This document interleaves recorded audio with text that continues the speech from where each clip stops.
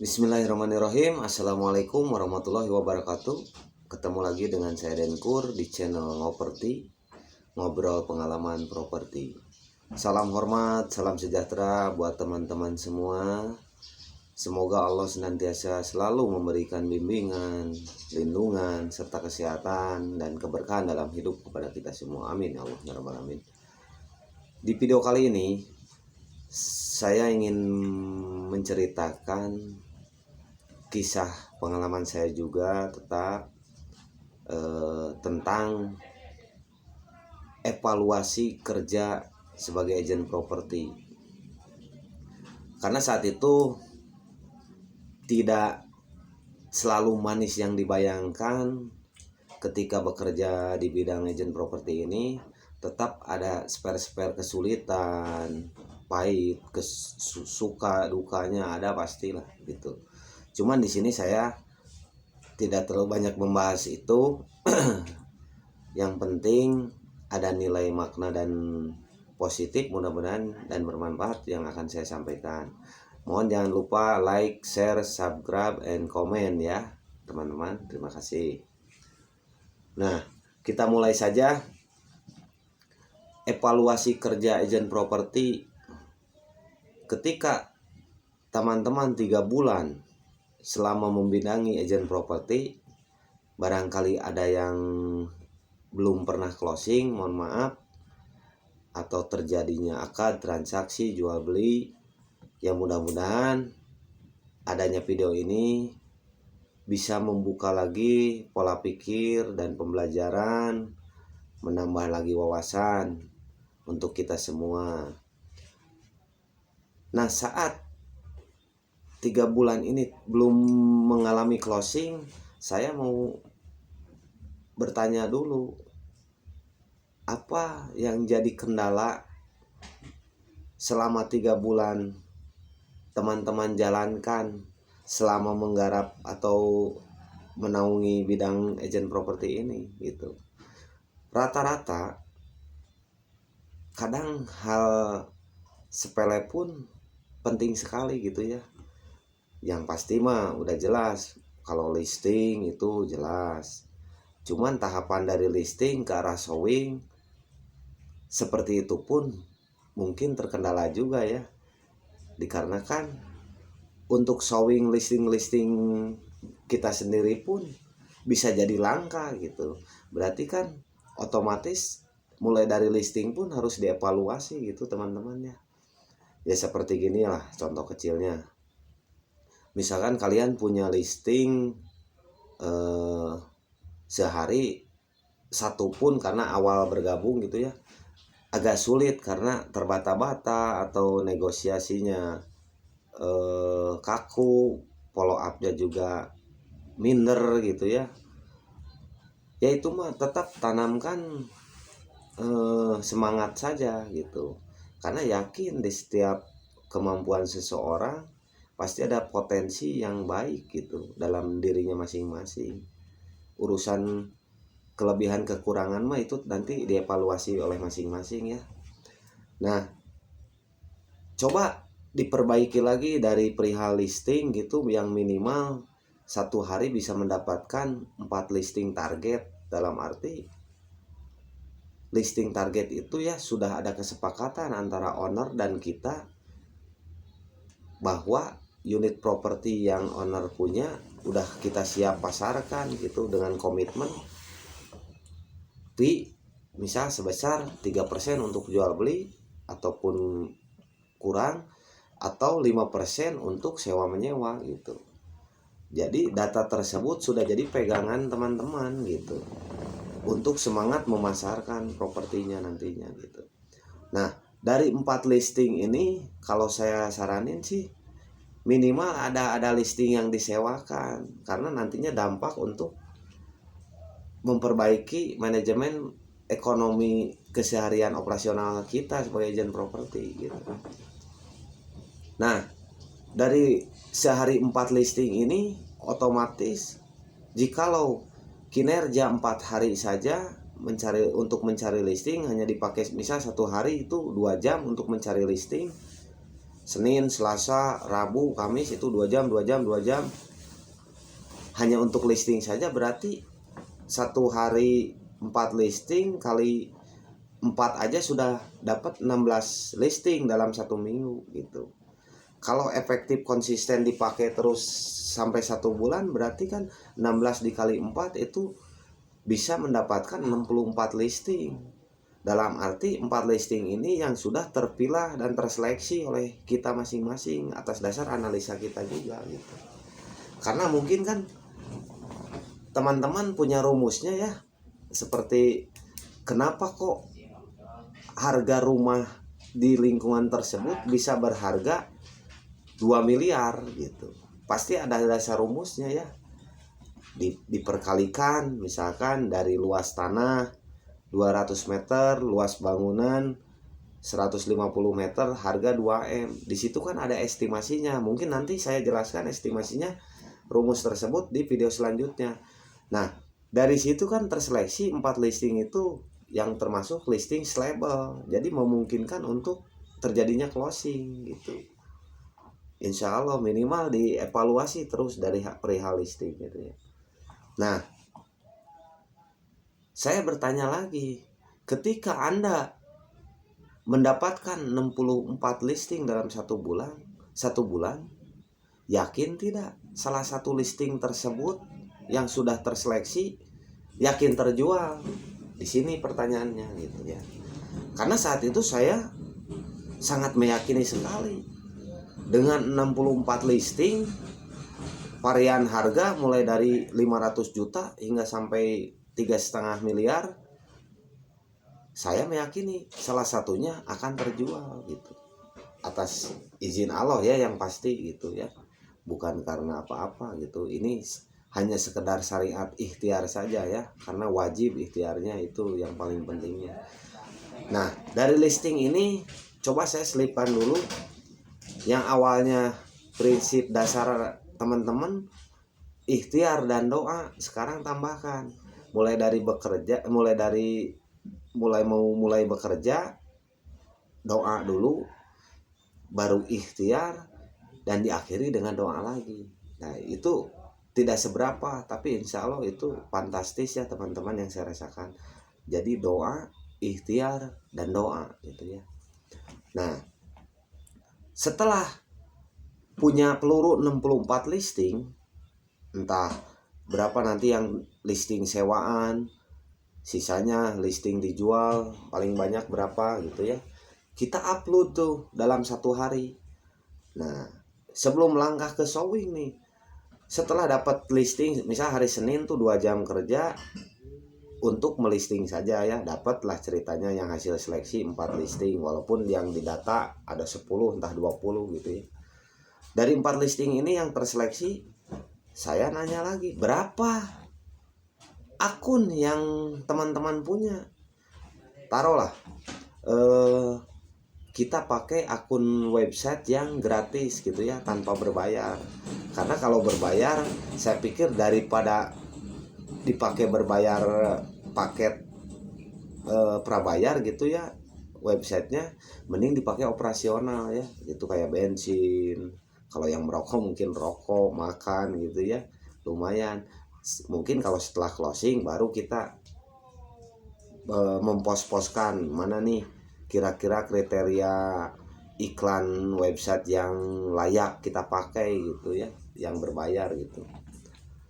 Nah, dari sini coba akun Anda bikin di website minimal 6 akun gitu ya. Contohnya kan ada misalkan yang berbayar itu kan seperti OLX ya, www.rumahdijual.com, rumah 123. Nah, ini iklan yang gratis, coba Anda cari di website, browsing saja nanti. Ya contoh kecilnya satu, rumahdijual.com aja itu tidak berbayar ya, gratis, siapapun boleh pakai, broker-broker, agen properti rata-rata memakai iklan website tersebut teman-teman. Nah, salah satunya itu minimal teman-teman punya 6 akun. Ini bicara secara pemasaran online dulu. nanti belum ke tahapan offline. Nah, dari akun 6 ini masukkan listing yang 4 target setiap hari itu ke seluruh akun yang teman-teman punya. Tapi minimal, ingat ya, minimal 6 website gitu. Nah, dari tahapan iklan itu ke website, lanjut lagi ke media sosialnya bagaimana? Seperti Facebook, Instagram gitu ya, atau Twitter, atau mungkin pengembangan digital marketing yang kalian punya. Pada saat itu saya pun tidak memahami sekali digital marketing gitu. Mungkin lebih jago teman-teman di luar sana ya. Nah, setelah iklan website berjalan atau internet atau online, kita langkah ke offline. Siapkan banner, spanduk kalian, bila perlu foto kalian pampang tuh, mau pakai dasi, mau pakai apa, yang penting tepat dan layak dilihat.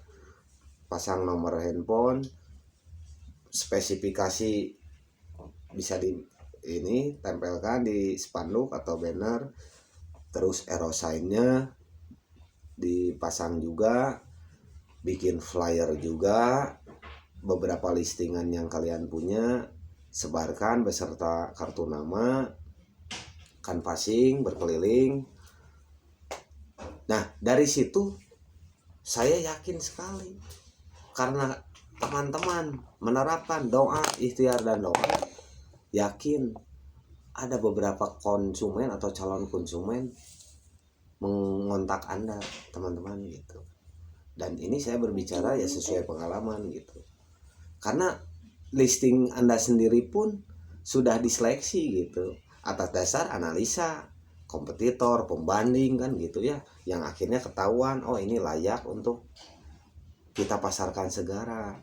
Jadi bukan berarti menawarkan properti yang tidak ada pembandingnya, tidak ada kompetitornya. Misalkan itu terlalu mahal, kalaupun kalian belum paham, belum tahu bahwa properti itu mahal, bisa digali lagi, cari pembanding di sekitar lokasi yang kalian punya listing tersebut gitu ya. Nah, dari situ kan nanti muncul calon-calon konsumen yang membutuhkan properti, yang mau belilah calon buyer gitu. Karena diawali punya keyakinan bahwa memiliki 64 listing dalam 1 bulan, yakin akan ada terjual satu, entah yang harga 500 juta, entah yang harga 3,5 miliar gitu ya. Cuman jelaslah, insya Allah selama teman-teman menabur kebaikan, menanam kebaikan, saya yakin akan menuai kebaikan pula gitu. Nah, di situ dengan tekad keyakinan dan upaya yang ekstra dijalankan, skema-skema hasil evaluasi yang 3 bulan belum pernah closing coba diterapkan gitu. Nah, setelah proses showing, disitulah ada kesempatan, peluang, momen yang sangat berharga gitu. Lalu di situ tanamkan trust kepada calon konsumen.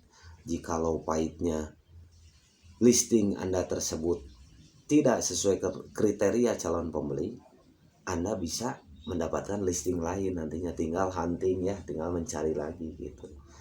Yang jelas ketika berkomunikasi ada silaturahmi, berkahnya tetap selalu saya sampaikan di video-video sebelumnya. Berkah sekali lah dari silaturahmi ini, bisa mencari listing yang lain yang sesuai kriteria mendekati gitu ke keinginan calon konsumen atau calon buyer Anda itu saat itu gitu. Nah, cuman tetap di situ saya mohon jangan memaksakan untuk menawarkan properti Anda, kasar kata membagus-bagusin lah, padahal properti atau listing yang kalian tawarkan itu jelas-jelas ada kelemahan gitu. Misal dari ROW jalan cuman akses 1 mobil, seolah-olah dibagus-bagusin, terus keadaan rumah juga atau kondisi lahan juga ada yang gak layak, karena yakin setiap properti ada kekurangan, ada kelebihan. Nah, cuman bagaimana kita menutupi kekurangan ini menjadi solusi itu ke calon konsumen. Tinggal dikembangkan itu masing-masing ya. Nah, dari situ kan terbangun trust tuh dengan calon buyer, berarti Anda sudah berkembang perjalanan untuk mendekati closing gitu. Dari situ terus tanamkan trust sama calon buyer. Jadi ketika si buyer ingin membutuhkan lahan kelanjutannya, disitulah tingkat trustnya buyer ke agent properti, khususnya teman-teman, nggak akan berpaling gitu. Pasti membutuhkan terus, selalu butuh, atau saudaranya atau temannya, keluarganya pasti kontak Anda gitu. Nah dari situ kan jelas proses ke arah closing itu dekat. Mungkin dari showing juga belum tentu mau, ataupun bisa jadi berkembang lagi, yaitu ke mulai ke negosiasi gitu. Kan dari negosiasi itu udah dekat tuh. Nah itu tinggal olah. Nanti ada lagi di video selanjutnya negosiasi, cara negosiasi ala Denkur gitu ya. Nah cuman saya nitip beberapa hal nih. Yang satu, berburuk sangka jangan sampai, itu harus dihindari. Tapi selalu berpositif thinking, berhusnuzon ya, tanamkan dalam diri itu. Insya Allah yakin bahwa Allah itu selalu ngasih rezeki sama kita. Makhluk sekecil apapun pasti dengan rezekinya oleh Allah gitu kan. Jangan berkecil hati, tapi kobarkan semangat. Terus tanamkan juga optimis gitu, bahwa kita mampu dan kita bisa gitu. Terus jangan sampai, ya hindarilah, jauhkan sifat iri dan dengki dalam hati, tapi tetap tanamkan dalam hati itu hal-hal yang baik-baik gitu. Insya Allah setiap ucapan atau perilaku yang kita sampaikan itu akan jadi doa nantinya. Ketika berucap yang baik, itu doa yang baik. Ketika punya pikiran, hati, dan perasaan yang baik, insya Allah itu bakal menuai hasil juga yang baik. Nah dari situ saya yakin, mulai dari nol evaluasi hingga terjadinya closing itu realisasi teman-teman, atas dasar izin Allah. Yaitu beberapa poin yang tadi, listing, evaluasi yang paling utama kan awalnya ikhtiar dan doa saja, sekarang dibarengi doa, ikhtiar, dan doa lagi gitu ya. Terus listing, evaluasi, ketika showing juga evaluasi, menjelang closing pun tetap harus dievaluasi, yaitu proses negosiasinya nanti gitu. Insya Allah lah, setiap kesulitan yakin ada kemudahan. Optimis saja, positif thinking saja, yakini semuanya tidak ada yang tidak mungkin di dunia ini. Dan apalagi ya, mungkin sementara gitu dulu. Mudah-mudahan lah selalu bermanfaat apa yang saya sampaikan. Sekiranya baik bisa diambil, yang buruk jangan sampai dituruti ya. Mohon dimaklumi, saya bukan entrepreneur, bahasa saya tidak jelas, tapi mudah-mudahan bisa dipahami. Mudah-mudahan sementara segini dulu aja. Mohon maaf, wabillahi taufiq wal hidayah. Wassalamualaikum warahmatullahi wabarakatuh.